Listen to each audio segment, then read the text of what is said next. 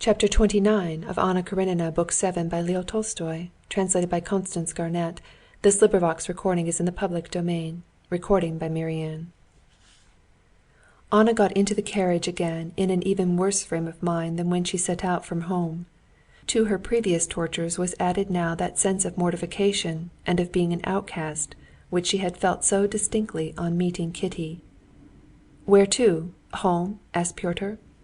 "Yes, home," she said, not even thinking now where she was going. "How they looked at me as something dreadful, incomprehensible, and curious. What can he be telling the other with such warmth?" she thought, staring at two men who walked by. "Can one ever tell anyone what one is feeling? I meant to tell Dolly, and it's a good thing I didn't tell her. How pleased she would have been at my misery! She would have concealed it, but her chief feeling would have been delight at my being punished for the happiness she envied me for. Kitty, she would have been even more pleased. How I can see through her!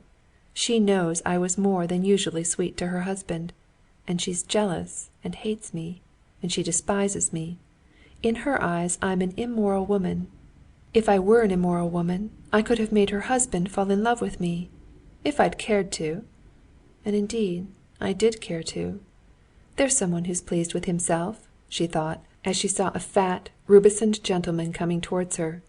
He took her for an acquaintance and lifted his glossy hat above his bald, glossy head, and then perceived his mistake. "He thought he knew me. Well, he knows me as well as anyone in the world knows me. I don't know myself. I know my appetites, as the French say. They want that dirty ice cream, that they do know for certain," she thought, looking at two boys stopping an ice cream seller, who took a barrel off his head and began wiping his perspiring face with a towel.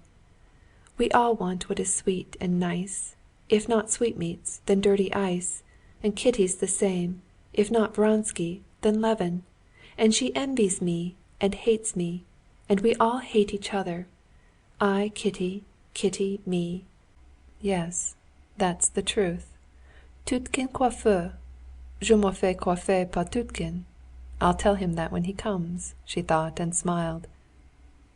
But the same instant she remembered that she had no one now to tell anything amusing to. "And there's nothing amusing, nothing mirthful, really. It's all hateful. They're singing for vespers, and how carefully that merchant crosses himself, as if he were afraid of missing something. Why these churches, and this singing, and this humbug? Simply to conceal that we all hate each other, like these cab drivers who are abusing each other so angrily. Yashvin says, he wants to strip me of my shirt, and I him of his. Yes, that's the truth." She was plunging in these thoughts which so engrossed her that she left off thinking of her own position when the carriage drew up at the steps of her house. It was only when she saw the porter running out to meet her that she remembered she had sent the note and the telegram. "Is there an answer?" she inquired. "I'll see this minute," answered the porter, and glancing into his room, he took out and gave her the thin square envelope of a telegram. "I can't come before 10 o'clock. Vronsky," she read. "And hasn't the messenger come back?" "No," answered the porter. "Then, since it's so, I know what I must do," she said, and feeling a vague fury and craving for revenge rising up within her, she ran upstairs. "I'll go to him myself. Before going away forever, I'll tell him all. Never have I hated anyone as I hate that man," she thought. Seeing his hat on the rack, she shuddered with aversion. She did not consider that his telegram was an answer to her telegram, and that he had not yet received her note. She pictured him to herself as talking calmly to his mother and Princess Sorokina, and rejoicing at her sufferings. "Yes, I must go quickly," she said, not knowing yet where she was going. She longed to get away as quickly as possible from the feelings she had gone through in that awful house. The servants, the walls, the things in that house, all aroused repulsion and hatred in her, and lay like a weight upon her. "Yes, I must go to the railway station, and if he's not there, then go there and catch him." Anna looked at the railway timetable in the newspapers. An evening train went at 8:02. "Yes, I shall be in time."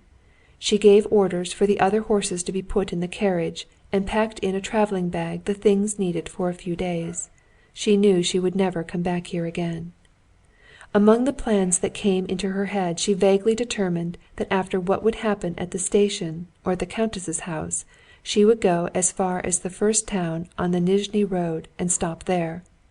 Dinner was on the table. She went up, but the smell of the bread and cheese was enough to make her feel that all food was disgusting. She ordered the carriage and went out. The horse threw a shadow now across the street, but it was a bright evening and still warm in the sunshine. Annushka, who came down with her things, and Pyotr, who put the things in the carriage, and the coachman, evidently out of humor, were all hateful to her and irritated her by their words and actions. "I don't want you, Pyotr." "But how about the ticket?" "Well, as you like, it doesn't matter," she said crossly. Pyotr jumped on the box, and putting his arms akimbo, told the coachman to drive to the booking office. Chapter 29